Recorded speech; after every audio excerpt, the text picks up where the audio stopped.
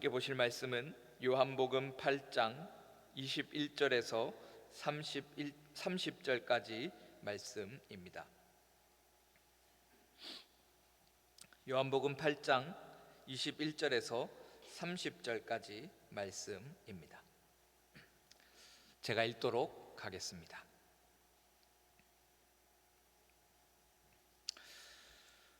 다시 이르시되 내가 가리니 너희가 나를 찾다가 너희 죄 가운데서 죽겠고 내가 가는 곳에는 너희가 오지 못하리라.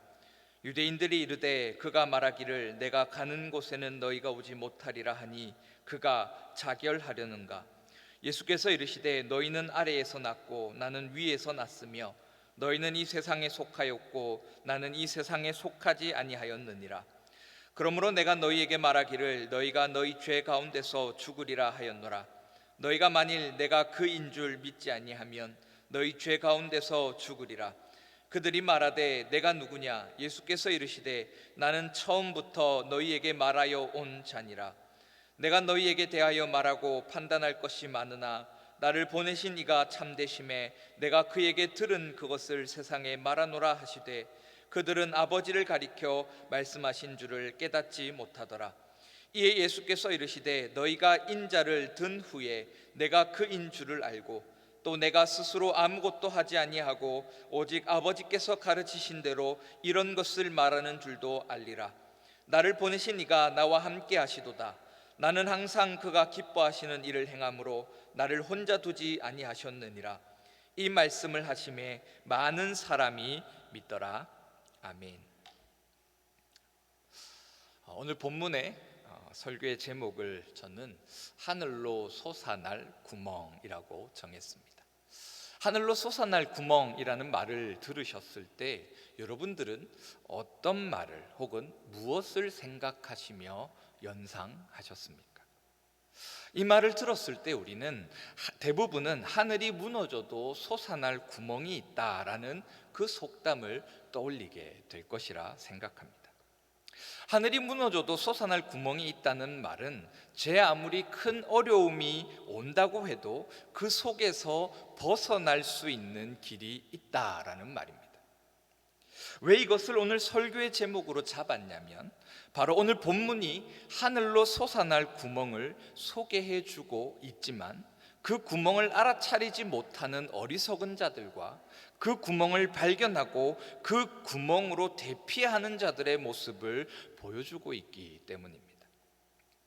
오늘 본문을 요약하자면 오늘 본문은 전혀 어울리지 않는 말과 질문들이 서로 오가는 그런 내용입니다. 21절에서 예수님은 자신이 떠나실 것과 예수님을 믿지 않으면 죄 가운데서 죽게 될 것을 말씀하셨습니다. 그리고 예수님께서 그렇게 말씀하셨을 때 유대인들의 대답은 22절과 같이 그가 자살하려는가 라는 것이었습니다. 예수님께서 23절에서 24절에서 21절을 상세하게 설명해 주며 예수님을 믿어야 하는 이유를 설명하셨을 때에 그때의 유대인들의 대답 또한 25절과 같이 내가 누구냐라는 반응이었습니다. 다시 그들에게 예수님께서는 25절 하반절에서 26절과 같이 자신이 하나님으로부터 와서 하나님께 들은 모든 계획을 말씀하시는 구원자, 모든 것이 무너지고 모든 소망이 끊어진 그들의 삶에서 유일하게 하늘로 솟아날 구멍이심을 말씀하셨을 때 유대인들은 27절과 같이 전혀 깨닫지 못하는 모습을 보였다라는 것입니다. 마치 계란을 먹다가 목이 탁 하고 막힌 것 같은 그런 답답함, 2살짜리 애를 앉혀놓고 2 곱하기 2는 4다라는 것을 그 수학 공식을 가르치는 것과 같은 그런 복잡하고 답답한 감정이 느껴지는 것이 바로 오늘 본문의 내용이다라는 것입니다. 그렇다면 요한은 이렇게 답답하고 뭔가 꽉 막힌 것 같은 오늘 본문의 내용을 통해서 우리에게 무엇을 말하고 싶어 하는가라는 것입니다. 이것을 살피기 위해서 우리는 이 당시, 그러니까 요한복음이 기록되고 있었던 그 당시의 시대 상황을 조금 이해할 필요가 있습니다. 왜 예수님께서 그들에게 너희가 나를 믿지 않으면 너희 죄 가운데서 죽을 것이다 라고 계속해서 반복하며 말씀하시는가? 왜 예수님 자신을 하늘로 솟아날 구멍으로 말씀하시며 예수님 자신을 따라야 한다라고 말씀하셨는가 하는 것을 깨닫기 위한 배경이 바로 이 당시 요한복음이 기록된 상황 속에서 보여지기 때문이라는 것입니다. 당시 유대인들의 상황, 그러니까 오늘 요한복음이 기록되었던 시대의 상황은 이스라엘 백성들이 로마의 군대에 둘러싸여서 그들이 그토록 견고하다라고 자랑했던 예루살렘 성벽이 무너지는 것을 경험했던 그때라는 것입니다. 예루살렘 성은 일반적인 지대보다 높은 곳에 위치해 있습니다. 그렇기 때문에 쉽사리 그 성을 진입하여서 성벽을 기어오르고 그 성벽을 넘어서 그 성에 침투한다라는 것은 사실 굉장히 불가능한 일에 가까웠습니다. 그래서 그 어떤 나라도 이 예루살렘 성벽을 점령하고 그 성벽을 허물었던 나라는 아무도 없었다 할 만큼 이 예루살렘 성벽은 이스라엘 백성들에게 있어서 가장 견고한 성, 가장 자랑스럽고 위대한 성이었습니다. 그런데 그 위대한 일을 로마가 해내게 됩니다. 로마는 예루살렘 성벽의 꼭대기 위까지 그 높이에 맞춰서 토단을 쌓았습니다. 그들은 예루살렘 성벽을 넘어서 이스라엘을 공격하기 시작했고, 그렇게 견고함을 자랑했던 예루살렘 성은 한순간에 점령되며 로마는 견고함의 대명사였던 그 예루살렘 성벽을 모두 허물어버리며 이스라엘의 그 굳건할 것 같던 모든 것들을 휴지 조각으로 만들어버렸습니다. 바로 요한복음은 이런 상황을 경험했던 유대인들을 위해서 그들에게 복음을 전하기 위해서 기록되었다라는 것이죠. 그리고 요한복음이 기록된 당시의 이 상황은 오늘 본문에서 예수님께서 무엇을 말씀하시는지를 이해하도록 합니다. 21절에서 예수님께서 내가 가리니 너희가 나를 찾다가 너희 죄 가운데서 죽겠고 내가 가는 곳에는 너희가 오지 못하리라. 그리고 23절에서 24절과 같이 또 26절과 같이 25절 하반절에서 26절과 같이 말씀하시면서 너희가 나를 믿지 않으면 너희 죄 가운데서 함몰되어서 죽음을 맞이하게 될 것이다 라고 말씀하신 그 이유가 바로 그들이 처한 상황, 그들이 처한 상황이 어떤 상황입니까?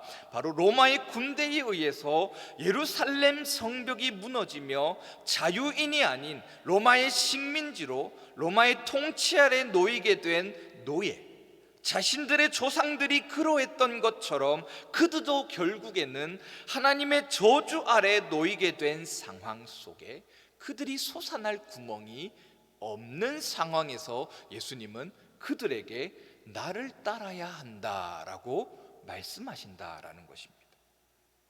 그러니까 그들의 상황이 하늘이 무너져 버린 것 같은 아무런 솟아날 구멍이 없고 벗어날 길이 없는 그 상황에서 예수님은 지금 그들을 향해서 나를 믿고 나를 따라야 너희가 구원받을 수 있다, 너희가 하늘로 솟아날 구멍을 얻게 된다라고 소개하고 계신다라는 것입니다. 그러나 안타깝게도 오늘 본문이 보여주는 것처럼 유대인들은 그것을 깨닫지 못했습니다. 그들이 하나님께 죄를 지어 하나님의 진노하심 아래 저주 아래 놓이게 되었음을 그들은 알았습니다. 왜냐하면 그들의 조상들이 대대로 노예가 되었을 때 죄를 지었기 때문에 그들은 하나님께서 우리에게 채찍질을 하시는구나 라는 것은 알았습니다.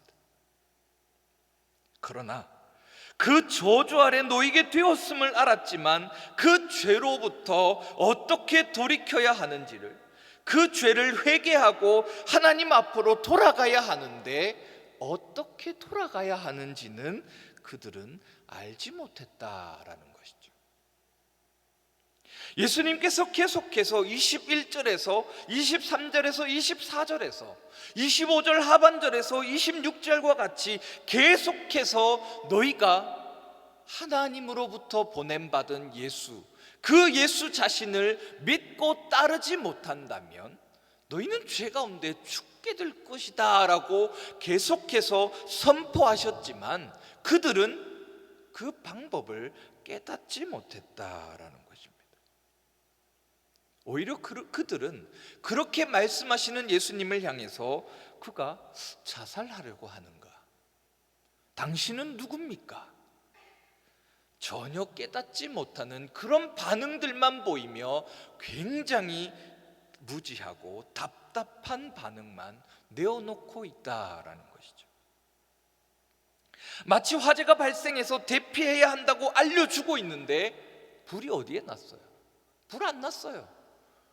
나는 여기서 밥도 먹고 TV도 보고 그렇게 살 겁니다 라고 주장하는 것과 같은 그런 답답함, 그의 손을 잡고 끄집어서 대피해야 한다라고 할 때에 우리의 손을 뿌리치면서 불을 향해 달려드는 그런 상황을 오늘 본문에서 유대인들은 보여주고 있다라는 것입니다. 그러나 반면 오늘 본문 30절은 이를 깨달았던 자들의 모습을 보여줍니다. 30절은 이렇게 기록하고 있습니다. 이 말씀을 하심에 많은 사람이 믿더라라고 말입니다. 분명 오늘 본문에서 예수님께서 모든 것이 무너져버린 상황에서 벗어날 유일한 길로서 자신을 설명하셨을 때 그것을 알아차리지 못하고 그것을 깨닫지 못했던 자들을 오늘 본문은 유대인이라 표현했습니다. 그러나 30절에 이르러서 예수님의 말을 깨달았던 자들을 오늘 본문은 많은 사람들로 표현합니다. 이들이 누구인지, 이들이 어떤 자들인지를 오늘 본문은 밝히지 않지만 그러면서 오늘 본문은 이 두 부류를 비교하도록 한다라는 것이죠. 오늘 본문이 기록되고 있는 장소적 배경은 바로 예루살렘 성에 있는 예루살렘 성전입니다. 즉 예루살렘 성전에 머무는 유대인들이라는 것입니다. 그리고 그들은 곧 이스라엘의 수도 예루살렘에 머물며 그 가운데서도 가장 모든 경제와 문화의 중심에 위치한 사람들, 우리나라로 치면 누가 가장 우리나라의 핵심적인 중심에 머물고 있습니까? 바로 국회의원들, 권력이 있는 사람들, 경제적으로 부유하며 명예적으로 높은 자리에 있는 사람들이 그 한 나라의 수도에 머무는 것과 같이 지금 오늘 본문에서 유대인이라 지칭되어지는 자들은 이 이스라엘 백성들 중에서 경제적으로 사회적으로 명망 있으며 부유한 자들을 가리킨다라는 것입니다. 그렇기 때문에 예루살렘 성전에서 활동하는 유대인들은 바로 우리가 늘 예수님이 등장하셨을 때에 그 예수님의 반대편에서 예수님을 향해서 늘 딴지를 거는 자들, 바로 바리새인들과 서기관들이라는 것입니다. 그런데 이런 그들이 심지어 자신들을 두고 다른 사람들이 유대인 이 바리새인들과 서기관들을 두고 뭐라고 평가하게 되냐면 그들은 율법에 탁월한 자, 구약 성경에 능통한 자, 성경을 꿰뚫고 있는 자라고 지칭하며 칭해지는 자들이라는 것입니다.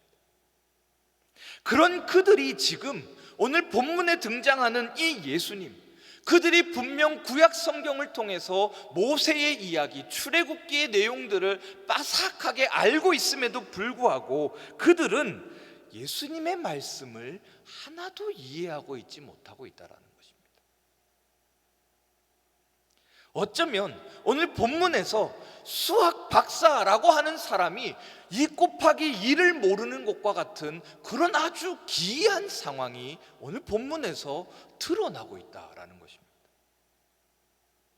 그러나 반면 예수님께서 말씀하셨을 때에 예수님께서 진정한 구원자시구나, 이 모든 것이 황폐해지며 모든 나라의 경제와 사회와 모든 것이 무너지며 깨져버렸을 때에 길이 없는 그 상황에서 예수님께서 우리의 길이 되시는구나 라는 것을 깨달았던 그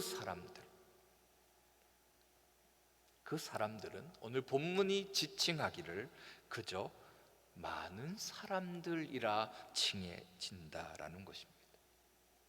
그들이 예루살렘 성에서 거주하는 자들인지, 혹은 그들이 어떤 신분을 가졌는지, 혹은 그들이 어떤 명예와 권력을 지녔는지 오늘 본문은 소개해 주지 않으면서 그것보다 더 중요한 사실을 얘기해 주고 있다라는 것입니다.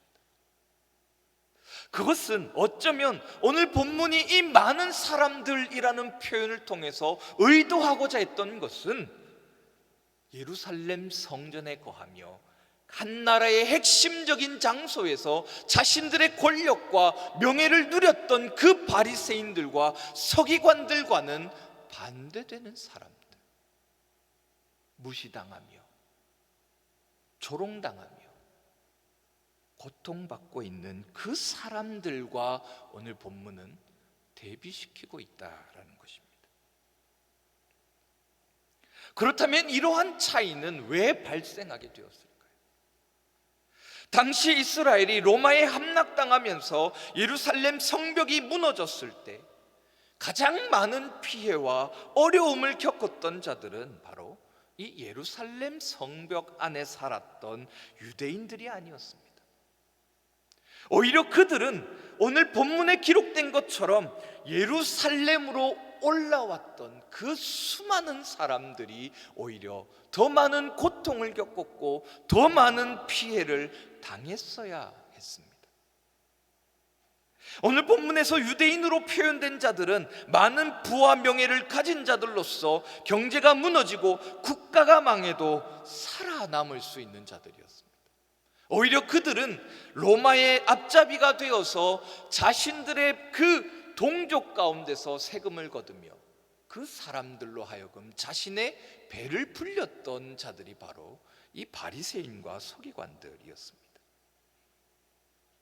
반면 많은 사람들로 표현된 자들은 부와 명예를 가지지 못한 자들로서 경제가 무너지고 사회가 흔들릴 때에 국가가 망하면서 가장 먼저 피해를 보는 최전선에 내몰린 자들이었다라는 것입니다. 따라서 유대인들은 그들의 상황 속에서 구원자를 기다리지 않았습니다. 그들이 출애굽 당시에 그 이스라엘 백성들이 간절하게 느꼈던 그 하나님을 향한 갈망이 이 유대인들에게는 있지 않았다라는 것입니다. 오히려 그들은 더 좋은 기회를 얻었고 어쩌면 이들은 더 풍요로우며 더 풍족하며 더 편안한 삶을 살 수 있는 자들이었다라는 것입니다.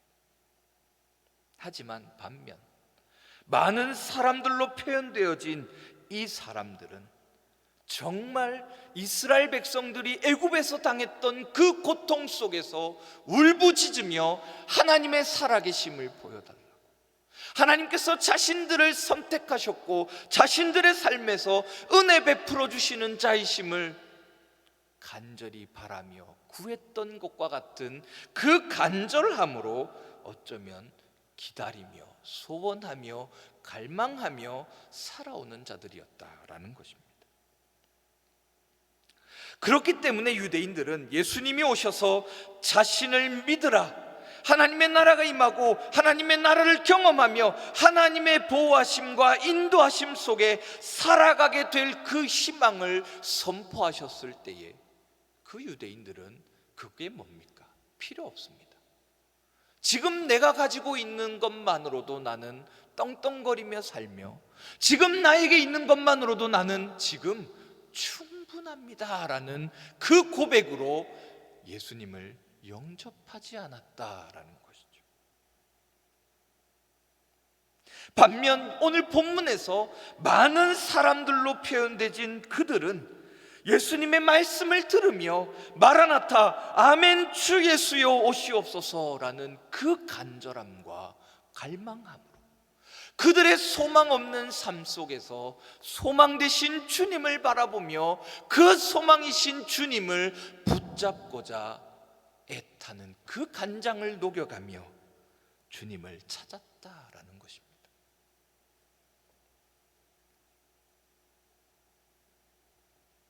오늘 본문은 우리에게 우리가 너무나도 잘 아는 그 사실, 예수님만이 유일한 구원자 되심을 소개합니다. 오늘 설교의 제목이 하늘로 솟아날 구멍이라는 말은 바로 예수님께서 유일한 구원자 되시며 유일한 소망이 되시며 유일한 길이 되시며 유일한 진리이심을 선포하는 말입니다.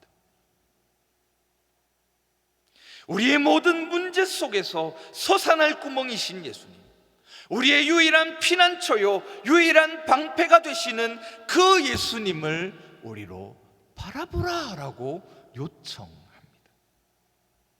그러면서 28절에서 29절은 이스라엘 백성들이 광야에서 불뱀에 물려 죽어갈 때에 하나님께서 모세를 통하여서 만든 그 놋뱀을 지팡이에 올려놓고 그 지팡이를 들었을 때에 그 지팡이를 바라보았던 자들이 살게 되었던 것, 그 모습을 보여주며 이러한 비교는 나는 과연 구원자 되신 예수님을 어떤 관점에서 바라보며 그 예수님을 갈망하고 있는가 하는 질문을 던지게 한다라는 것입니다.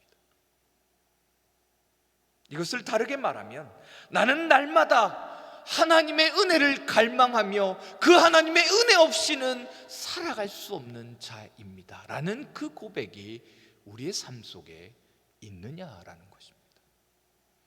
오늘 여러분들은 여러분의 삶 속에서 하나님의 은혜를 얼마나 갈망하며 우리의 유일한 구원자 되신 그 예수님을 얼마나 소원하시며 얼마나 소망하시며 살아오셨습니까?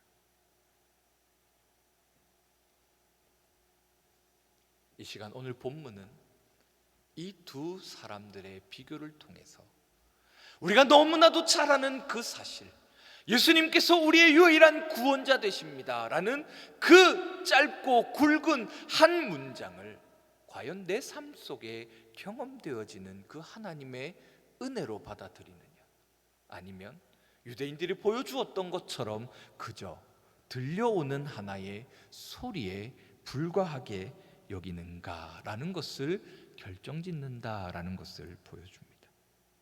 이 시간 우리 안에서 날마다 성령의 조명하심을 통해서 우리의 죄인됨을 보여주실 때마다 하나님의 은혜를 소원하시고 갈망하시는 그 하나님의 사랑을 누리시는 복된 삶이 되시기를 소원합니다. 우리의 하루의 삶 속에 우리가 너무나도 잘 아는 그 명제, 그 한 문장, 예수님이 유일한 구원자시요 예수님이 우리의 삶의 유일한 피난처 되시며 유일한 길이시며 유일한 소망 되심을 정말 간절히 원하시고 또 그 삶을 누리시는, 은혜 받으시는 복된 삶이 되시기를 소원합니다. 기도하겠습니다.